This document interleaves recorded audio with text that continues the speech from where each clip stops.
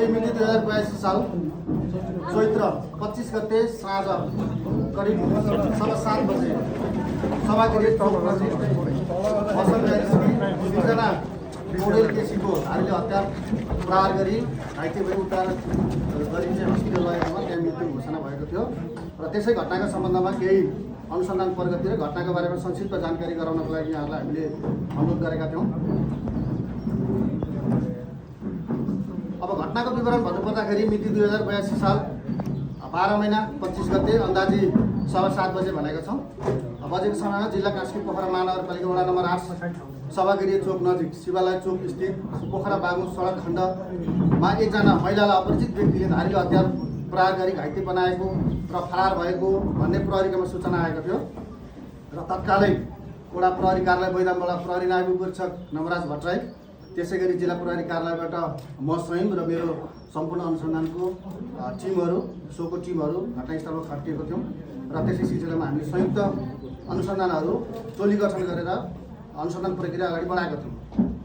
यसै सिलसिलामा हालसम्म हेर्दाखेरि घटनाको अनुसन्धान र प्रतिवादीहरूको खोजतलासको लागि तालुक गण्डकी प्रदेश प्रहरी कार्यालय, नेपाल प्रहरी प्रदेश कार्यालय, जिल्ला प्रहरी कार्यालय कास्की, वडा प्रहरी कार्यालय बैदाम हामी सबैको संयुक्त प्रयास थियो र यसमा अनुसन्धानको लागि हामीले विभिन्न म्यानुअल्ली टेक्निकल्ली विश्लेषण गरेर सूक्ष्म रूपले सूचनाहरू सङ्कलन गरेर अनुसन्धान अगाडि बढाइएको थियो र पारिवारिक पृष्ठभूमि हेर्दाखेरि जिल्ला कास्की पोखरा महानगरपालिका वडा नम्बर 5 0 किमी स्थित मासु पसल तथा रेस्टुरेन्ट व्यवसाय गर्दै आएका खसी किन्ने कृष्ण भनेर नामले परिचित कृष्ण छेत्रीको पहिलो श्रीमतीको निधन पश्चात निज सिर्जना पौडेल केसी र कृष्ण छेत्री बीच 9 वर्ष अगाडि भएको विवाह भएको देखिन्छ। जेठी श्रीमतीतर्फ 1 छोरा र 2 छोरीहरू रहेका छन् र 1 छोरा पनि लागु औषध मुद्दामा पूर्वपक्षलाई कारागारमा थुनामा रहेका छन् र अहिले 4 वर्षकी करिब 4 वर्षकी सानी छोरी छिन् अहिले मृतकको तर्फबाट। यो चाहिँ हाम्रो मृतक महिलाको तस्बिर हो र घटनास्थलको फोटो पनि देख्न सक्नुहुन्छ। अहिलेसम्म हामीले 2 जना मुख्य अभियुक्त पक्राउ गरेका छौँ। मुख्य भनेको चाहिँ जसले धारीले हतियार खुडा प्रहार गरेको देखिन्छ।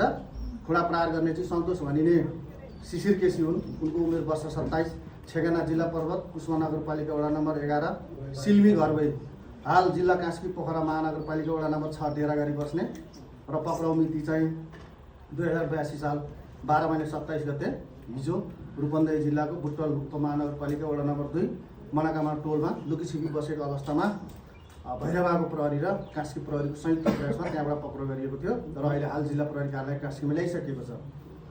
र पृष्ठभूमि हेर्दाखेरि यिनको 2080 साल 10 महिना 24 गते अभद्र व्यवहार मुद्दा चलेको, त्यसै गरी 2082 साल 3 महिना 5 गते बैदाममै चोरी तथा डाका सम्बन्धी कसुरको मुद्दा चलेको, त्यसै गरी 82 साल 4 महिना 23 गते इब्रका शिशु कास्कीबाट चोरी तथा डाका मुद्दा चलेको यो पृष्ठभूमि देखिन्छ भने अर्का पक्राउ परेको अभियुक्त नाम कुशल परिवार वर्ष 32 ठेगाना जिल्ला कास्की पोखरा महानगरपालिका वडा नम्बर 17 रातो पहिरा बस्ने र पक्राउलाई आजै गरिएको छ।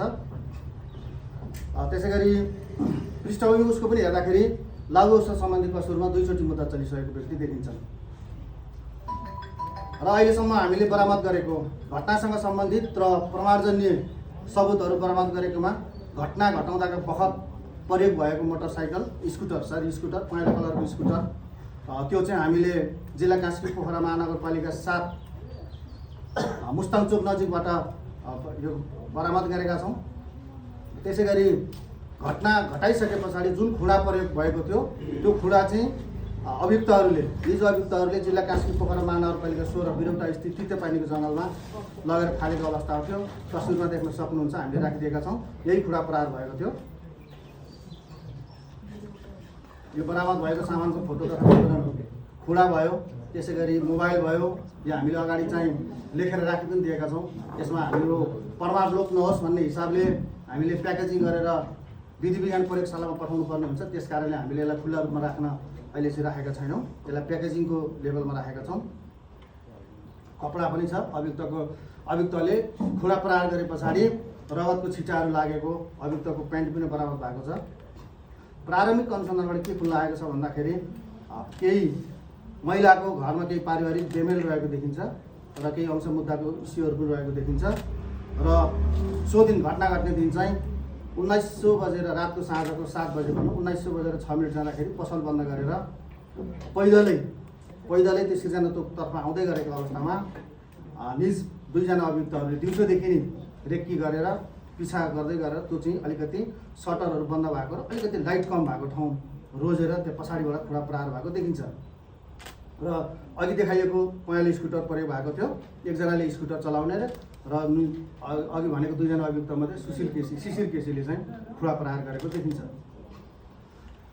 यो चाहिँ घटना घट्नुभन्दा अगाडि यिनीहरूले कसरी रेकी गरेका थिए भने यो खुडा बोकिरहेको यहाँले एउटा तस्बिर देख्नुहुन्छ, सबै अनुहार छोपेर एकजनाले खुडा बोकिरहेका छन् भने अर्कोतर्फ जब उहाँ पसल बन्द गरेर बाहिर निस्किनुहुन्छ यो 45 स्कुटरमा उहाँहरूले यसरी फलो गर्न सुरु गरेको देखिन्छ।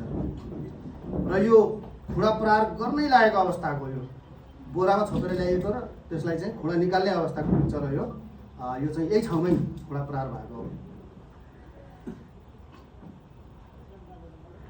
अब कानुनी कारबाही अन्तर्गत चाहिँ हामी निज प्रतिवादीहरूलाई अहिले कर्तव्य ज्यान सम्बन्धी कसुरमा अनुसन्धान अगाडि बढाएका छौँ र त्यसमा घटनासँग सम्बन्धित अन्य मतियार, योजनाकार, सहयोगी अरू पनि हुन सक्छन् भनेर हामीले केही व्यक्तिहरूले अनुसन्धानमा दायर ल्याएका छौँ र आधा दर्जनभन्दा बढी मानिसहरूलाई अहिले पनि सोधपुछ तथा अन्य अनुसन्धान चलिरहेको छ।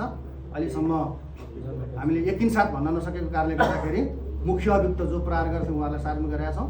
यसदेखि थप अनुसन्धान खुल्दै गएपछि फेरि त्यो अनुसार हुनेछ।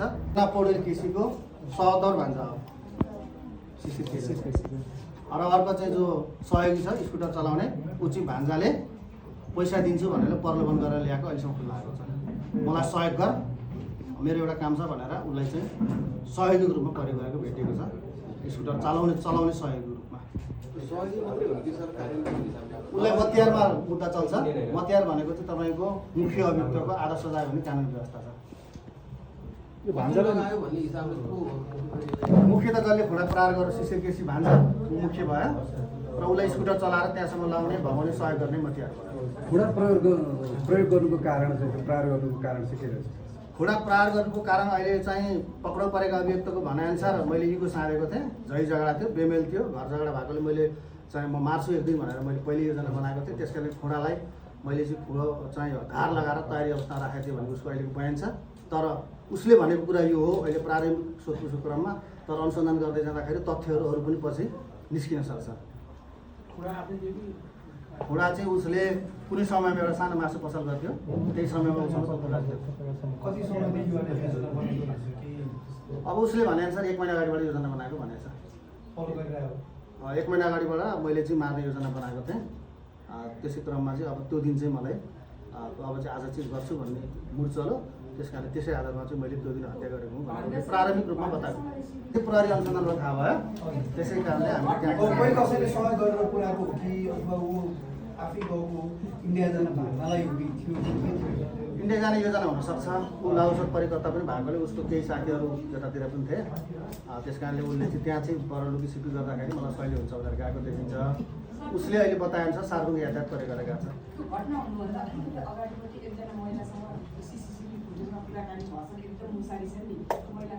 उहाँ चाहिँ अहिलेसम्म सम्पर्क आउनु भएको छैन। उहाँहरूको त्यो बोलीचालीहरूको हेर्दाखेरि उहाँहरूको चिनजानको नजिकको साथी भेटिएर आफ्नै हिसाबले गफ गरेको देखिन्छ। त्यतातिर अहिले कुनै पनि कनेक्सन देखिँदैन। त्यो भान्जा डाँडाको तपाईँको परिवारबाटै त्यो खालको घटना घटाइएको त्यो तपाईँले अनुसन्धानको क्रममा पछि आउँछ तथ्य तपाईँले छोराको भूमिका अहिलेसम्म के अलिअलि परिवारबाटै त्यो उसलाई सुपारी दिएको त्यहाँ नजिकको तपाईँले के जानकारी पाउनु भएको छ? सुपारी पनि दिएको अहिलेसम्मको अनुसन्धानमा है, अहिलेसम्मको भने मैले अहिलेसम्मको अनुसन्धानमा पुष्टि भइसकेको छैन। तर त्यस विषयमा हामीले एकदम सूक्ष्म रूपले अनुसन्धान गरिरहेका छौँ र केही परिवारका केही सदस्यहरूले उसलाई भगाउने अथवा चाहिँ सहयोग गर्नेसम्मको भेटिएको छ। तिनलाई पनि पछि हामी खुलाउने छौँ।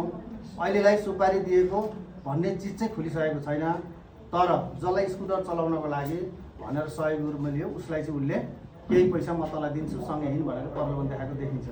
त्यस हिसाबले त्यो तपाईँ उठाएको इस्युमा अनुसन्धान गर्नुपर्ने विषय नै देखिन्छ। ल हस्।